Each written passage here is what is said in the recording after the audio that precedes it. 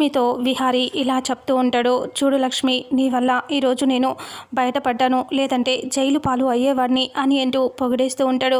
లక్ష్మి అంటుంది, నాకు తోచిన సహాయం నేను చేశాను, ఇందులో నేను చేసిన గొప్పేమీ లేదు అని అంటూ లక్ష్మి అంటుంది. విహారీ అంటాడు, అది కాదు లక్ష్మి, నువ్వంటూ లేకపోయి ఉంటే ఈరోజు ఆ ఫైల్స్ని నువ్వు కాపాడకపోయి ఉంటే ఈరోజు నా పరిస్థితి ఏంటో ఊహించుకోవటానికే లేకుండా పోయింది. అసలు నువ్వు ఎంత గొప్ప పని చేసావో తెలుసా? నా భుజాల మీద 1000 టన్నుల బరువుని కిందకి దించేసినట్టుగా ఉంది. అంత గొప్ప సహాయం చేశావు నువ్వు. నీకు ఎన్నిసార్లు థ్యాంక్స్ చెప్పినా తక్కువేం కాదు లక్ష్మి అని అంటూ చాలా పొగిడేస్తూ ఉంటాడు. అందరూ కూడా చాలా హ్యాపీగా ఉంటారు. అంబిక మాత్రం చాలా సీరియస్గా చూస్తూ ఉంటుంది. అంతలో విహారీ ఇలా అంటాడు, లక్ష్మి, నువ్వు ఎందుకు చేశావో ఏం చేశావో నాకు తెలియదు. మా అమ్మ ఎప్పుడూ ఒక మాట చెప్తూ ఉండేది, అయితే మనం నిజాయితీగా నీతి నిజాయితీలతో ఉంటే, మనం తప్పు చేయకుండా మంచిగా ఉంటే ఆ దేవుడు మనకి ఎప్పుడు ఏదో ఒక రూపంలో సహాయం చేస్తాడు అని మా అమ్మ చెప్తూ ఉండేది. ఈరోజు నీ రూపంలో ఆ దేవుడు నాకు పంపించాడు సహాయం చేయడానికి అని అంటూ లక్ష్మితో చెప్తూ ఉంటాడు విహారీ. లక్ష్మి అంటుంది, అంత పెద్ద పెద్ద మాటలు ఎందుకు విహారీ గారు అని అంటూ లక్ష్మి అంటే, చెప్పాలి లక్ష్మి, ఈరోజు నేను ఎంత ఆనందంగా ఉన్నానో నీకు చెప్పలేను, మాటల్లో చెప్పలేకపోతున్నాను లక్ష్మి అని అంటూ విహారీ అంటాడు. మా అమ్మ చెప్పే మాట ఈరోజు నిజమైంది లక్ష్మి. నిజాయితీగా ఉండాలి, నీతిగా ఉండాలి అనే మాట ఏదో ఒక రూపంలో మనం కష్టంలో ఉన్నప్పుడు సహాయం చేస్తుందని చెప్పి మా అమ్మ చెప్పిన మాట నీ రూపంలో ఈరోజు నెరవేరిందంటే నమ్మవా చెప్పు? నమ్మాల్సిందే. ఎందుకంటే ఇంత పెద్ద కష్టంలో ఉన్నాను నేను. చివరి క్షణంలో పోలీసులు తీసుకెళ్తారు అనుకునే సమయానికి నువ్వు వచ్చి నన్ను కాపాడావు కదా, అందుకే నీకు 2 చేతులెత్తి దండం పెడుతున్నాను లక్ష్మి. నీకు ఎన్ని రకాలుగా థ్యాంక్స్ చెప్పాలో నాకు అర్థం కావట్లేదు లక్ష్మి అని అంటే, విహారీ గారు, మీరు నాకు థ్యాంక్స్ చెప్పడం ఏంటి? వద్దు విహారీ గారు అని విహారీ చేతులు ఇలా పట్టుకుంటుంది. అంబికకి మండిపోతూ ఉంటుంది. అప్పుడే విహారీ ఇలా అంటాడు, ఈరోజు నువ్వు చేసిన సహాయం చిన్నది కాదు, నీకు నేను ఏ విధంగా రుణం తీర్చుకోవాలో నాకు తెలియట్లేదు లక్ష్మి అని అంటే, లక్ష్మి ఆలోచిస్తూ ఉంటుంది. ఇక నవ్వుతూ అలా చూస్తూ ఉంటుంది. విహారీ ఫ్రెండ్ కూడా నవ్వుతూ చూస్తూ ఉంటాడు. ఇక అప్పుడే లక్ష్మి, అసలు నువ్వు చేసిన ఈ గొప్ప పనికి అసలు నీకు ఎలా చేయాలనిపించింది లక్ష్మి అని అంటూ ఉంటే, అసలు విహారీ, తనని నువ్వు ఇంత పొగిడేస్తున్నావు, నా అనుమానం అంతా దీని మీదే అని అంటే, ఏం మాట్లాడుతున్నావత్తా అని అంటే, అవును లక్ష్మి, ఇక్కడ ఫైల్స్ తగలబడిపోతున్నాయని ఇంట్లో వంట చేసుకుంటున్నా నీకు ఎలా తెలిసిపోయింది? ఆఫీస్లో ఇంతమంది ఉన్నారు, ఇక్కడ ఇంతమంది పనిచేస్తున్నారు, ఇంతమందిలో ఎవరికీ తెలియని విషయం ఇక్కడ ఫైర్ యాక్సిడెంట్ జరుగుతుందని నీకు మాత్రమే ఎలా తెలుస్తుంది అని అంటూ చెప్తుంది అంబిక. అలా అడిగేసరికి విహారీ సీరియస్గా ఇలా అంటాడు, అత్త, నీ అనుమానం నిజమేనా అడగాలనుకుంటున్నావా? అది అడిగే పద్ధతి మాత్రం ఇది కాదు అత్త అని అంటాడు. అలా అంటే, ఏంటి విహారీ, నేను తప్పు చేశాను అంటున్నావా అంటే, లేదత్తా, నువ్వు అడిగే విధానం తప్పు అంటున్నాను. లక్ష్మి తప్పు చేయకపోయి ఉంటే ఎంత బాధపడుతుంది, అందుకే చెప్తున్నాను, అడిగే విధానం అది కాదు అని చెప్పి అని అనేసరికి ఇక అప్పుడే విహారీ అంటాడు, లక్ష్మి, నువ్వు తప్పు చేయలేదని నాకు తెలుసు, కానీ అందరూ మాట్లాడుకుంటూ ఉంటారు ఆ మాటలు విని, అయితే కావాలని లక్ష్మి ఇదంతా చేసిందని కూడా అనుకుంటారు కదా, నువ్వు ఎలా చేసావు, నీకు ఎలా తెలిసింది, నువ్వు ఎందుకు ఇలాంతా చేసావో చెప్పు అని విహారీ అంటాడు. అప్పుడు లక్ష్మి అంబిక వైపు సీరియస్గా చూస్తూ ఉంటుంది. అంబిక ఏమో నా గురించి చెప్పేస్తుందేమో అని కంగారు పడుతూ చూస్తూ ఉంటుంది. అప్పుడు లక్ష్మి ఇలా అంటుంది, అది విహారీ గారు, నేను ఇంటి నుంచి కూరగాయలు తెద్దామని చెప్పి స్కూటీ మీద వస్తూ ఉన్నాను. ఇలా వెళ్తూ ఉన్నప్పుడే సడన్గా బయట చూస్తే సెక్యూరిటీ కనిపించలేదు. సడన్గా ఏదో తగలపడిపోయినట్టుగా, మంటలు చెలరేగినట్టుగా నాకు అనిపించింది. అప్పుడే నేను లోపలికి పరిగెత్తుకుంటూ వచ్చాను. ఇక్కడికి వచ్చి చూస్తే ఎవరూ లేరు, బయట సెక్యూరిటీ లేరు, ఇక్కడ ఎవరూ లేరు, ఏం చేయాలి అని చెప్పి ఆలోచించాను. అక్కడ ఉన్న ఫైల్స్ కొన్ని తగలబడిపోయాయి. వెంటనే ఏదో చేయాలి అని చెప్పేసి అక్కడ ఇంకా మిగిలిన ఫైల్స్ కూడా తగలబడిపోకూడదు అని చెప్పి ఆ ఫైల్స్ అన్నిటిని నేను తీసి దాచిపెట్టాను. ఆ షాక్ని పోయేలా, ఆ మంటలన్నీ చల్లార్చేలా నేను చేశాను విహారీ గారు అని అంటూ చెప్తుంది లక్ష్మి. అయితే ఈ విషయం నాకెందుకు చెప్పలేదు మరి అని విహారీ అంటే, అయితే మీకు ఈ విషయం చెప్దామని నేను అనుకున్నాను, కానీ మీరు పెళ్లి హడావిడిలో ఉన్నారు. ఇప్పుడు ఈ విషయాలు చెప్పి మీకు డిస్టర్బ్ చేసి టెన్షన్ పెట్టడం ఎందుకులే అని చెప్పి నేను చెప్పలేదు విహారీ గారు. చెప్పాలి అనుకున్నాను, మీరు పూజలో ఉన్నారు, బిజీగా ఉన్నారు. ఈ సమయంలో ఎందుకని నేను చెప్పకుండా ఆగిపోయాను. అంతలో ఇన్కమ్ ట్యాక్స్ డిపార్ట్మెంట్ వాళ్ళు వచ్చి మీకు ఇలా డిస్టర్బ్ చేస్తారని నేను అనుకోలేదు, లేదంటే ముందే చెప్పేదాన్ని.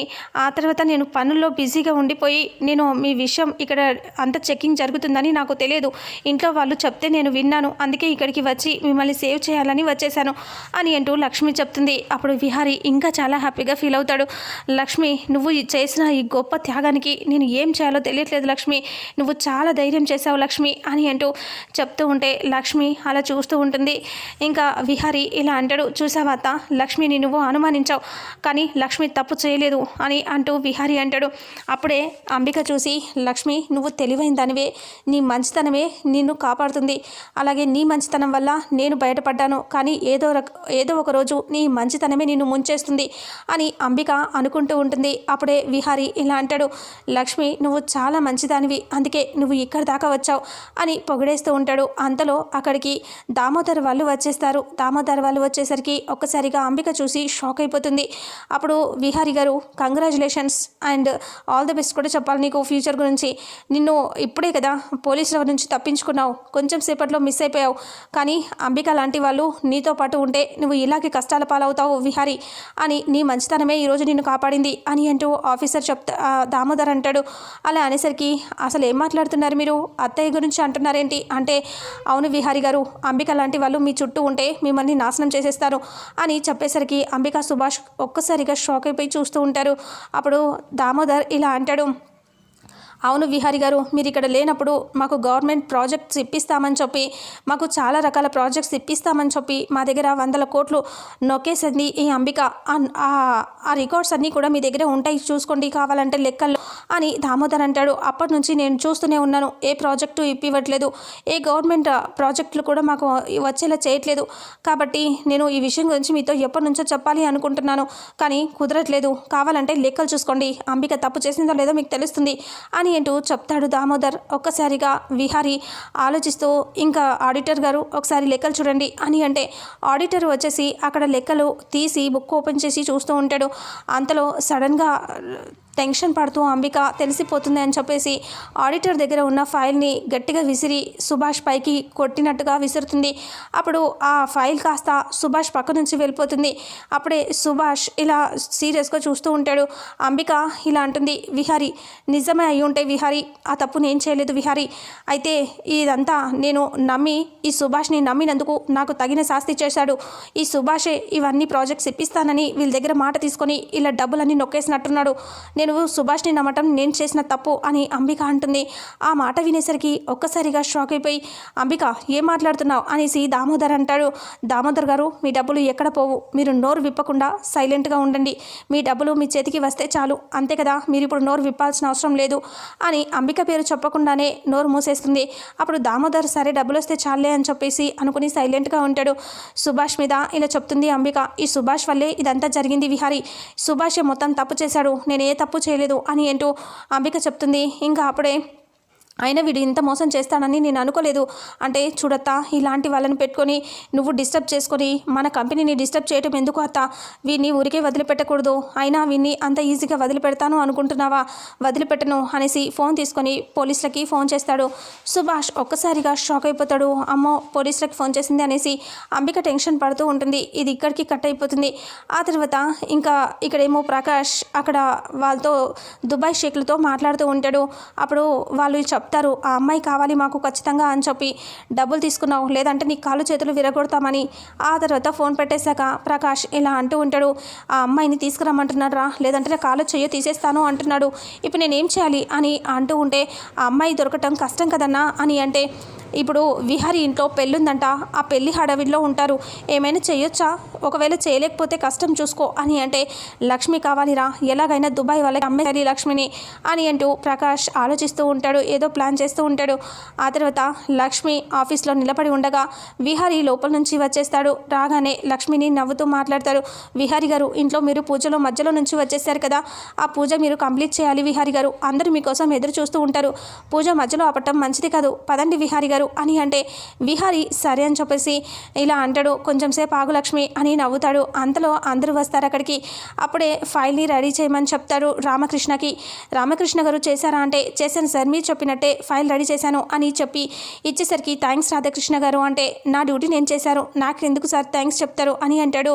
అప్పుడే విహారీ అలా చూస్తూ, ఆ ఫైల్స్ మీద సంతకం చేసి లక్ష్మి నువ్వు వచ్చి సైన్ చేయి అని అంటే నేనా ఎందుకు అని అంటే అప్పుడు అంబిక అంటుంది ఏం చేస్తున్నావు విహారి, నీకైనా అర్థమవుతుందా అని అంటే అప్పుడు విహారి ఇలా అంటాడు, ఏంటత్తా ఇంకా నీకు కూడా క్లారిటీ కావాలా, లేదంటే లక్ష్మికి కూడా క్లారిటీ ఇచ్చేస్తే సరిపోతుంది, లక్ష్మి నీకు కూడా చెప్పాలి కదా అంటే అవును విహారి గారు ఎందుకు సంతకం చేయమంటున్నారు అంటే ఈ కంపెనీలో నీకు తగ్గ స్థానం ఇవ్వాలి అనుకుంటున్నాను అని విహారి అంటాడు. నేను ఎక్కడో ఉంచాల్సిన దాన్ని అక్కడ వంటగదిలో పడేశాను కదా పని మనిషిలాగా అని విహారి ఉద్దేశం. ఇలా అంటాడు, లక్ష్మి ఈ ఫైల్స్ మీద సంతకం చేయి, నీకు ఉద్యోగం ఇస్తున్నాను అని అంటే లక్ష్మి నాకెందుకు బాబు నేను ఇంట్లో ఉంటాను కదా అని అంటూ ఉంటే అప్పుడు చూడు లక్ష్మి నీకున్న టాలెంట్ నీకు తెలియట్లేదు, నువ్వు ఇక్కడ ఎలాంటి వాళ్ళు ఉండకూడదో అలాంటి వాళ్ళు ఇక్కడ ఉన్నారు, అలాంటి వాళ్ళు తప్పులు చేయకుండా ఉండాలి అంటే నువ్వు ఇక్కడ ఉండటమే కరెక్ట్, నీలాంటి వాళ్ళకి ఇలాంటి పొజిషన్ ఇవ్వటం నేను చేసినా కరెక్ట్ అవుతుంది, లేదంటే నేను తప్పు చేసిన వాడిని అవుతాను అని అంబిక వైపు చూస్తూ తిట్టినట్టుగా ఇండైరెక్ట్గా చెప్పేస్తూ ఉంటాడు. నీవు అయితేనే కరెక్ట్ పర్సన్, ఇక్కడ నువ్వు చేయాల్సిందే అని అంటూ విహారి చెప్తాడు. లక్ష్మి అంటుంది వద్దు విహారి గారు నేను చేయలేను, నేను ఇంట్లోనే చేస్తాను అంటే అంబిక అంటుంది దానికి అసలు ఏం అర్హత ఉందని నువ్వు ఉద్యోగం చేయమంటున్నావు విహారి, అది చేయలేదు అంటే అత్త ఇందాక చూసావు కదా ఇన్కమ్ ట్యాక్స్ డిపార్ట్మెంట్ వాళ్ళ ముందు లక్ష్మి ఇచ్చిన ప్రెజెంటేషన్ చూసావా, వాళ్ళే మెచ్చుకున్నారు, మనమెంత అత్త, తను కూడా టాలెంట్ ఉంది కదా అని విహారి అంటాడు. అప్పుడే అంబిక అంటుంది అంత మాత్రానికి ఉద్యోగం ఇచ్చేస్తావా అని అంటే ఇవ్వాల్సిందే అత్త, ఎవరికి ఇవ్వాల్సింది వాళ్ళు దక్కించుకోలేనప్పుడు ఇంకా ఎదుటి వాళ్ళకి ఛాన్స్ ఇవ్వాలి కదా అని విహారి అంటాడు. లక్ష్మి ఏ మాత్రం ఆలోచించకు, నా మీద గౌరవం ఉంటే నువ్వు ఆ పని చేయి అని అంటే సరే అని లక్ష్మి సంతకం చేస్తుంది. ఇంకా విహారికి థ్యాంక్స్ చెప్తుంది. ఇక విహారి కంగ్రాచులేషన్స్ అని షేక్ హ్యాండ్ ఇస్తాడు లక్ష్మికి. లక్ష్మి నవ్వుతూ ఉంటుంది. ఇంతటితో రేపు రాబోయే ఎపిసోడ్ ఎండ్ అవుతుంది. మరుసటి ఎపిసోడ్లో లక్ష్మికి సంబంధించి ఈ డిస్టర్బెన్స్ వల్ల ఇంకా తను ఏమైనా గొడవ చేస్తుందా సహస్ర, ఇంట్లో వాళ్ళు ఎలా రియాక్ట్ అవుతారో ఆఫీస్లో ఉద్యోగం ఇచ్చినందుకు అనేది రాబోయే నెక్స్ట్ ఫుల్ ఎపిసోడ్స్లో తెలుసుకుందాం. వీడియోని చూసిన ప్రతి ఒక్కరూ వీడియోని లైక్ చేయండి, షేర్ చేయండి, కామెంట్ చేయండి. అలాగే మన ఛానల్లో మరిన్ని అప్డేట్స్ కోసం ఛానల్ని సబ్స్క్రైబ్ చేసుకోండి. Thank you so much.